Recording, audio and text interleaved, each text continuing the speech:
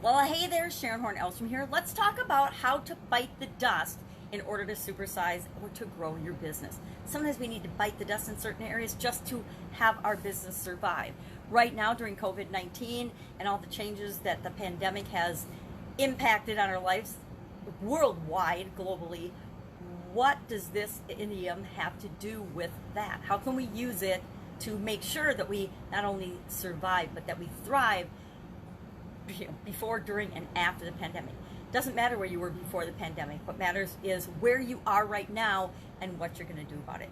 This is one of those expressions, a cliche or an idiom that's been around for thousands of years. It was actually first used in Homer's The Iliad over 2,000 years ago, or about 2,000 years ago. I'm not sure when that was written now, but it's been really popular in Britain since the 1800s, and it showed up a lot early on. It was a really common expression in early westerns, in the whole western genre of theater.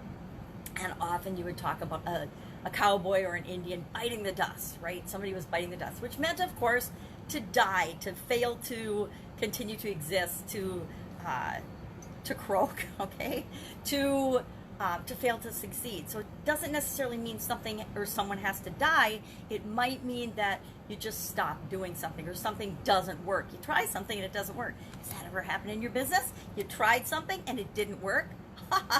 Hello? When we look back on our lives, it's amazing that we do so many things, and the vast majority of the things that we try and do in our lives fail, right? Did you walk the first time you tried to walk? No, you failed until all of a sudden you got up and you could walk. It's true of everything that we do, at least everything worthwhile, right? Did you, and maybe you did, maybe you're one of those fortunate few that the first time you were attracted to someone, you fell in love and you were with that person for the rest of your life. How rare is that? That's like 1 in millions, right? Or 1 in a billion that happens. The very first person that you meet and are attracted to is the person that you're with for the rest of your life. Very rare. So how do we use this idiom to bite the dust, to grow and build and maintain and make sure that our business not only survives but thrives through any time, any challenging period, any challenges that we face? Well, first of all, we make a decision that no matter what, we're going to succeed. We're going to figure it out. No matter what comes our way, no matter what challenges come at us, and there will always be challenges, no matter what level of business. Sometimes we think and we believe that, oh, when I get to 8 figures, I'm not going to have to worry about this anymore because it's not going to be a problem. Guess what? That one thing might not be a problem, but you'll have now 8-figure business problems instead of 6-figure business problems, right? Everything is relative. And so keep that in mind. Don't fool yourself into thinking that once this happens, I'm going to be happy. Once this happens, I'm going to be successful. Once this happens, everything will be hunky-dory, flowers and sunshine, because that's just not the way life is. Life is a series of events, and how we respond to them is entirely up to us, but it also determines how we're going to grow and how we're going to continue to move forward. So decide you're going to succeed no matter what, and you're going to figure it out no matter what, and that every challenge that comes your way, you'll overcome. You have the ability within you already to take that on. Look at your business now, and if you haven't already, during this crazy world time, really get in alignment with your priorities. What's important for you, your business, and for the people that you're here to serve. Make sure that everything you're doing lines up with that, and do that on a periodic basis. At least once a year, look at your values and your systems and your processes and procedures and how you do things and why you do things, and make sure that you're continuing in the direction you want to go.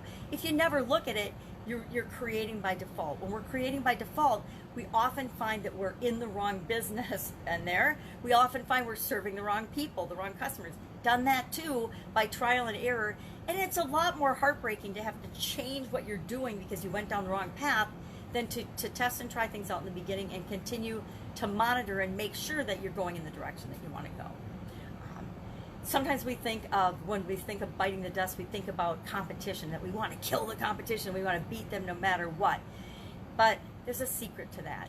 The truth is, if you focus on what you do well and serving the people that you're here to serve, better than anyone else can, you never have to worry about the competition. It's like when you're being your true authentic self, people that are for you and that you're for will be attracted to you, and then the rest will fall by the wayside. Your competition can have them.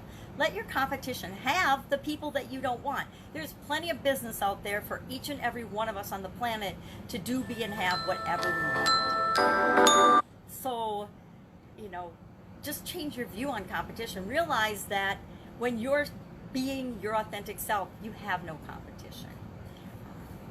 So if you haven't yet, I challenge you today to take a quick audit of where you are in your business, where you want to go, and make sure that things that aren't serving you, you're not doing those. You're letting those bite the dust or fall by the wayside. And things that are, you're continuing to double down on those things and go for those things. That's how we survive changes and challenges in our business and in our lives. That's it. If you have any questions about this idiom, I'd love to know your experience with this idiom. I've personally had a death experience, so I am very familiar with biting the dust and the impact that has and the challenges and the change it can create in your life. And that's another example. It can create positive changes in your life or negative changes in your life. I've seen people and met people that have been through a similar experience that have turned out to be like not so nice people. Okay, horrible people since then. And I've seen people that have massively changed their life and gone in a totally different direction. So it just goes to show you, any challenge, anything that we face, it's up to us to decide how we're going to respond to it. So if I can help you in any way, hit me up in the comments below. Otherwise, I'll see you tomorrow with another interesting idiom. What does it mean? Where does it come from? And how might you use it in your business right now? Take care. Bye. Don't bite the dust.